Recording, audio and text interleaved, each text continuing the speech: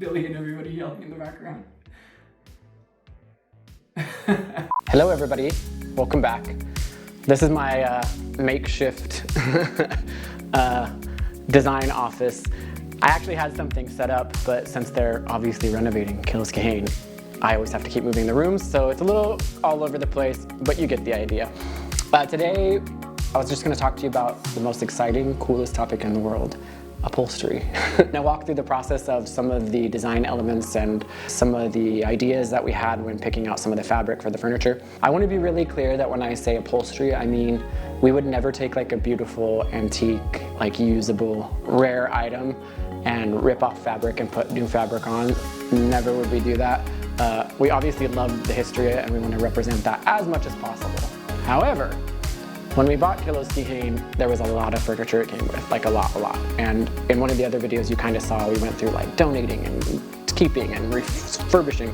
So a lot of this furniture was kind of unusable and we kind of brought it back to life, and we figured if we're gonna already bring it back to life, let's give it like a little bit of a kick, right? First off, you want to get a vibe for the piece of furniture. You want to see like, okay, where is it going? Who's going to be using it? Is it more form over function? That kind of thing. Because a lot of this older furniture, some of it's very delicate, some of it's very, not going to be very usable. And then you're kind of thinking, okay, what room is it going to be in? If you don't have your room designed yet and you're designing from scratch, you probably want to wait for the very last thing to do upholstery. You want to make sure that you have like your paints picked out, your accent metals for the room. So if you want to do like, for instance, brass light fixtures in your room and you have light wood floor and you have different leather couches, say you have this kind of piece together. Hopefully you would already have that kind of established by the time you're doing this, because this would be an accent piece to kind of bring the room together. But then once you have that down, what I did was I kind of just went through, and you have different fabric swatches. You can go down to your fabric store and get them. And then you can kind of just play around with the colors that you have. So if this is the colors of your room and you like that, it works. If you want to be a little bit more floral and you want to do like a monochromatic tone and tone, or if you want to do something like, I know I have some really crazy fabric here. What is it? Where's my... You can get really creative with it, and it kind of just helps. It's really nice to just have a visual representation of the sample pieces that you have in your room, just so you can actually see how they look together, because then it gives you a really good idea, like, okay, this fabric's not gonna look good in this room or whatever. I have a rough idea of the design elements of each room that I've been working on, and so each room kind of has an inspiration, so I chose fabrics based off of that inspiration for the room. So we're gonna show you some of the pieces that we did and the process that goes through reupholstery, because it's not just slapping on fabric. Man, there's a lot more that goes on into it. So let's show you. So what I have in front of me here is a so-called tartan. The tartan is a design to identify different clans, especially in Scotland. There's some tartans available in Ireland as well, but they're mostly in Scotland. And the reason why we have a tartan is that when Colin and I traveled through Scotland, we stayed in a couple of old places there, and we've seen actually that they utilize tartans in puffers, and it actually really looked very nice.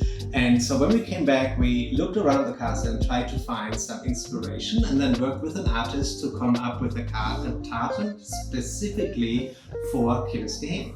Now, this is what we actually ended up with. When you look at this, you see the dominant color over here is a dark purple. Not only do Colin and I like purple, it's a little bit of an unusual color as well in the tartan, but this was actually a color that we saw in the stained glass window when we first visited the castle, and it's unusual for stained glass as well. A couple of other colors that you see in here is green. Green is basically for us representing Ireland. You see yellow and red in there as well, which are basically representing some other coat of arms as well. But what is really interesting is that what we did is that the green side, for example, if you would count the threads, you see on one side you've got the number of threads of my birth year, and the other side is Colin's birth year. Then if you look at it the other way around, you actually see 22 threads, which are representing the year 2022. This is not only when we got this place, but also when Colin and I got engaged. And so we tried to put something personal in here, and then we worked with a manufacturer in Scotland. They not only made this amazing fabric, but they also made an actual carpet for us, which will go into the office and maybe in a couple of other places around the castle, which you just have to find and explore yourself. We are going to show you one of the chairs that we actually upholstered with this, and you'll see how this actually all works together.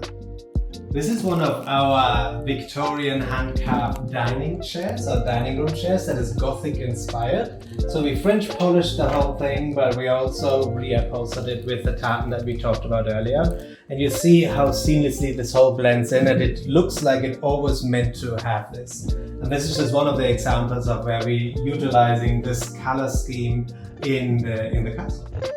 All right, now that we walked you through that really cool process, I'm excited to show you some pieces. So these pieces are all really unique and beautiful.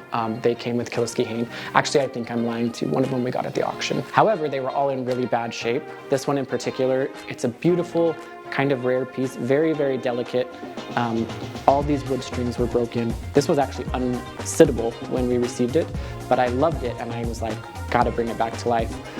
So we got it a new padding, rebeaded, and I did a very Japanese-inspired kind of old Japanese art. You'll see a lot of earth elements, water elements, that kind of wabi-sabi, biophilic. I love that kind of design. This one right here, let me step over. This one is a larger piece. If you're doing a larger piece of furniture, you're probably gonna use a little bit more of a mellow piece of fabric. This might not be mellow for some people, but for me, it's a little bit more mellow.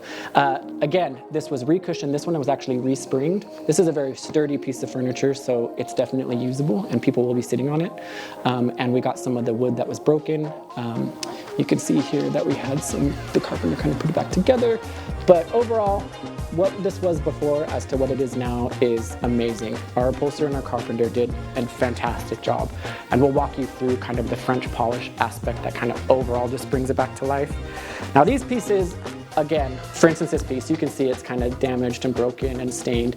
This piece came with Killoskehane, and normally it would have been one of those things, unfortunately, that you just throw away. It wasn't really worth saving. It was in really bad condition, but I loved it. I had never seen one of these before, and I don't know if you guys ever have.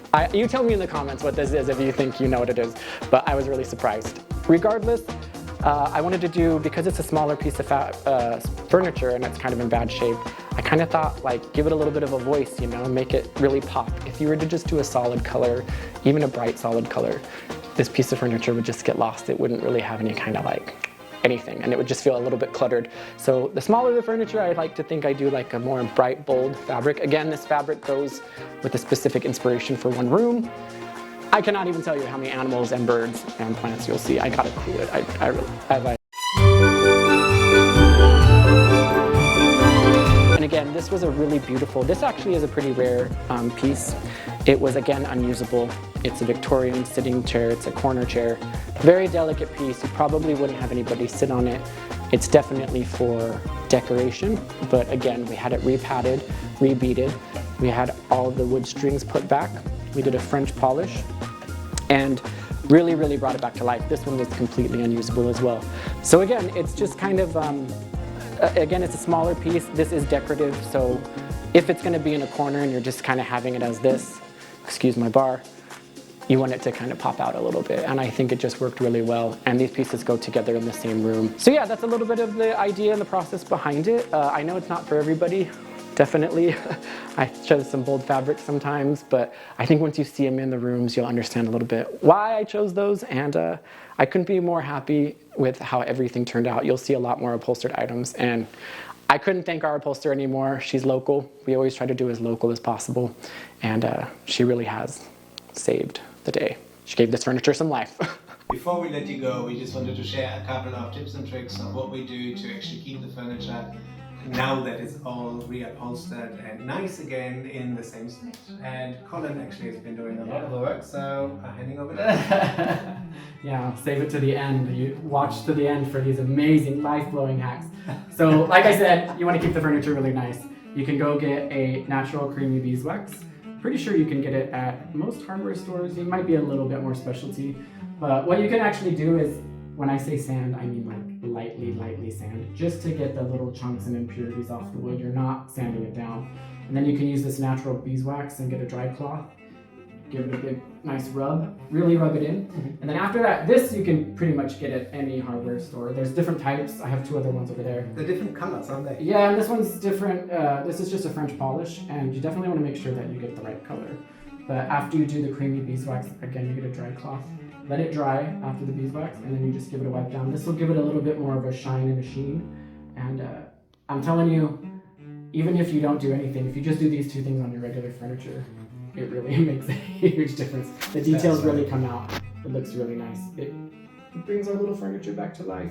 You see all the grains and everything Yeah. in there? Yeah. They have a little voice, but just make sure you get the right color, because I've definitely made that mistake before. But yeah, we're happy that this furniture, and Fanta. Oh, I was thinking, can I do a plug? What? I was gonna say, like, making a joke, like, yeah, use Fanta too. But I was just thirsty. But I was gonna say, You can use mayonnaise. huh? You can use mayonnaise. Mayonnaise?